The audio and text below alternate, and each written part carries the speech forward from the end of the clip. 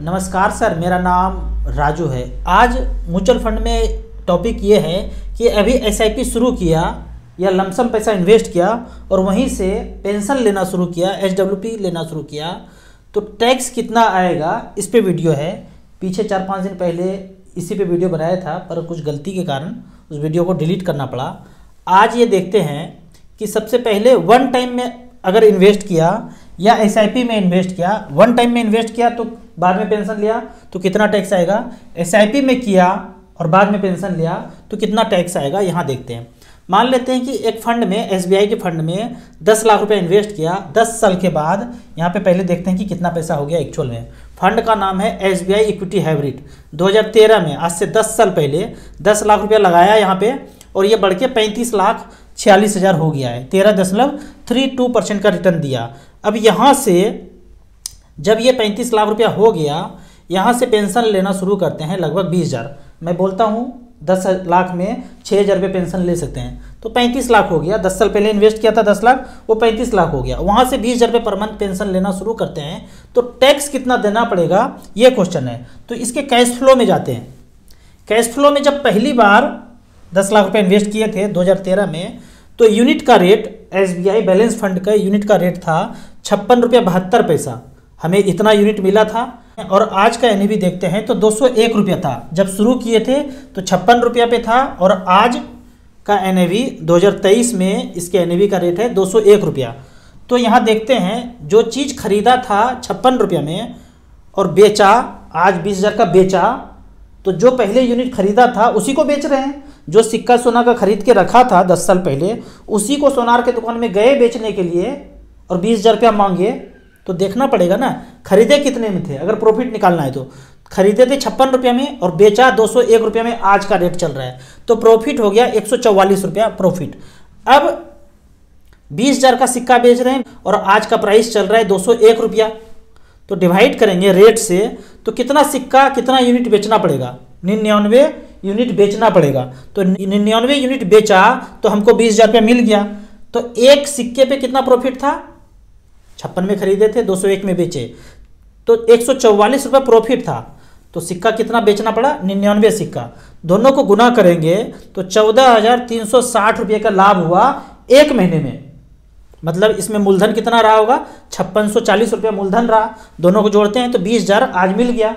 तो उस 20,000 में मूलधन था 5640 रुपया और लाभ था 14,360 रुपया।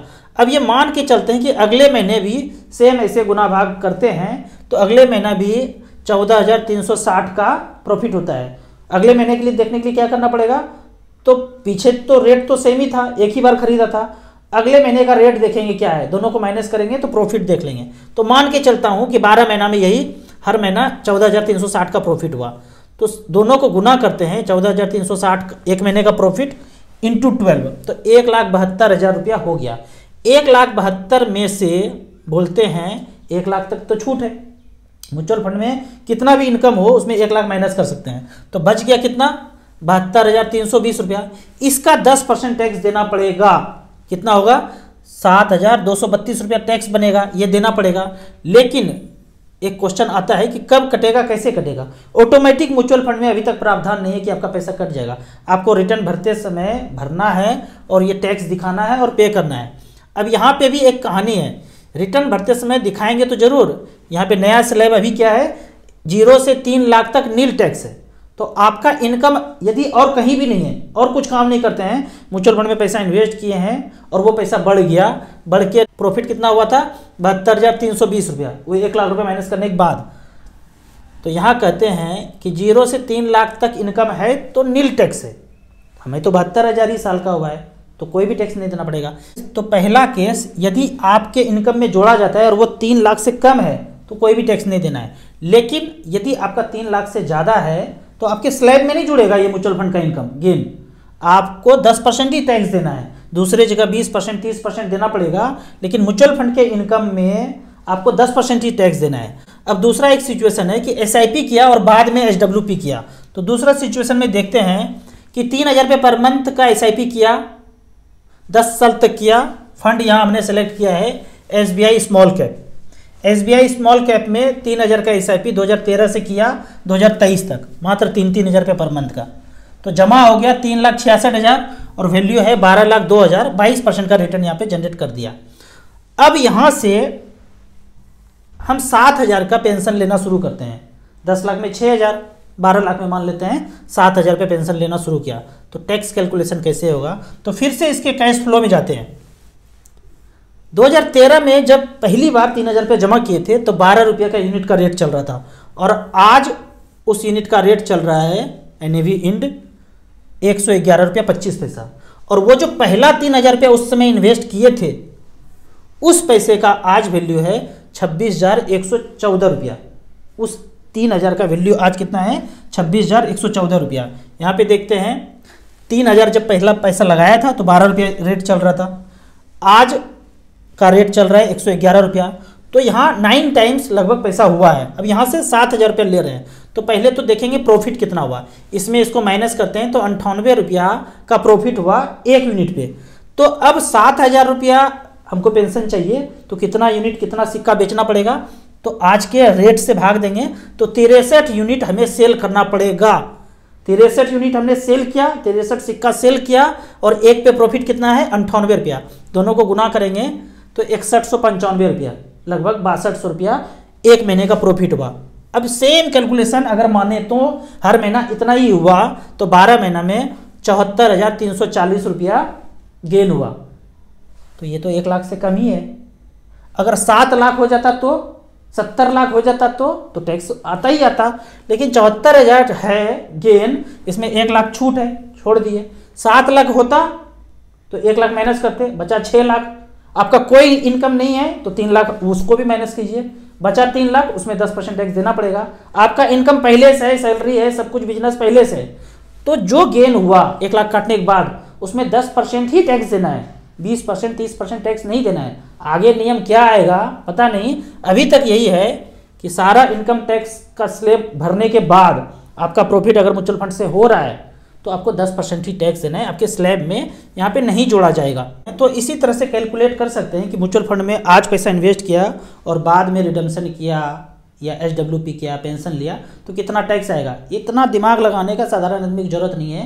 प्रॉफिट लॉस का स्टेटमेंट साल के अंत में मिलता है, वो लीजिए और अपने टैक्स स्लैब के अनुसार उसको भरिए। ज़्यादा इनकम है तो 10% ही देना है, कम इनकम है तो लाभ ले सकते हैं। अब क्वेश्चन आता है कि लॉन्ग टर्म के लिए इन्वेस्ट करना है और बाद में पेंशन लेना है, तो फंड का नाम बताइए।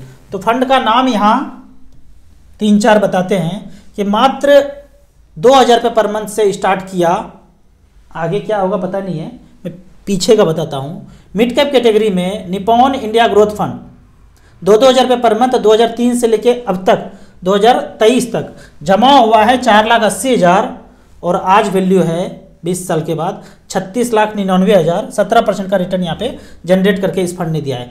फ्रैंकलिन इंडिया प्राइमा, ये भी मिड कैप कैटेगरी का 2003 से लेके अब तक 2,000 का SIP किया, 4,80,000 जमा हुआ है और 31,48,000 वैल्यू है 16% के रिटर्न से। यहीं पे अगर स्मॉल कैप कैटेगरी का हम यहाँ पे सेलेक्ट करते हैं, स्मॉल कैप कैटेगरी, और यहाँ पे हम ईयर सेलेक्ट करते हैं लास्ट 15 ईयर्स, 2,000 रुपये पर मंथ। तो यहाँ पे देखते हैं पहले नंबर पे आता है DSP small cap. AUM wise अगर सेलेक्ट कर लें तो वो ज़्यादा अच्छा रहेगा। मैं हमेशा बोलता हूँ परसेंटेज वाइज नहीं जाना है, AUM वाइज जाना है, जिसमें सबसे ज़्यादा AUM वो सबसे ऊपर। AUM के भी केस में देखते हैं तो DSP स्मॉल कैप यदि 15 साल पहले का रिटर्न लेते हैं, यहाँ पे SBI का नाम नहीं आता है। क्यों? क्योंकि SBI का जन्म, स्मॉल कैप का जन्म 15 साल पहले नहीं हुआ था। DSP स्मॉल कैप में जो AUM है 9,000 करोड़ है। यहाँ पे 2,000 रुपये पर मंथ जमा किया तो 3,60,000 जमा किया, 2,000 रुपये पर मंथ लास्ट 15 ईयर्स, 3,60,000 का वैल्यू है 18,45,000। 19% का रिटर्न यहाँ पे जनरेट करके दिया है। दूसरा फंड है कोटक स्मॉल कैप, 3,60,000 यहाँ भी जमा हुआ है 2,000 रुपये पर मंथ की दर से, 16,12,000, 18% के रिटर्न से जनरेट करके दिया है। तो आपको यही सोचना है कि 15, 16, 17, 18% रिटर्न कोई अगर देता है और लंबे समय के लिए होता है तो ये तो 2,000 का बात है।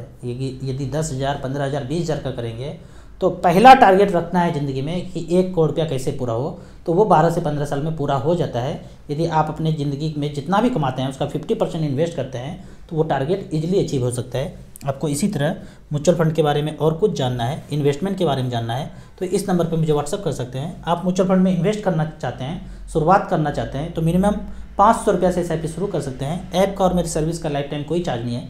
वीडियो अच्छा लगे तो व्हाट्सअप यूनिवर्सिटी में दोस्तों के बीच इसे जरूर शेयर करें। यूट्यूब पे देख रहे हैं तो लाइक एंड शेयर जरूर करें। Thank you so much.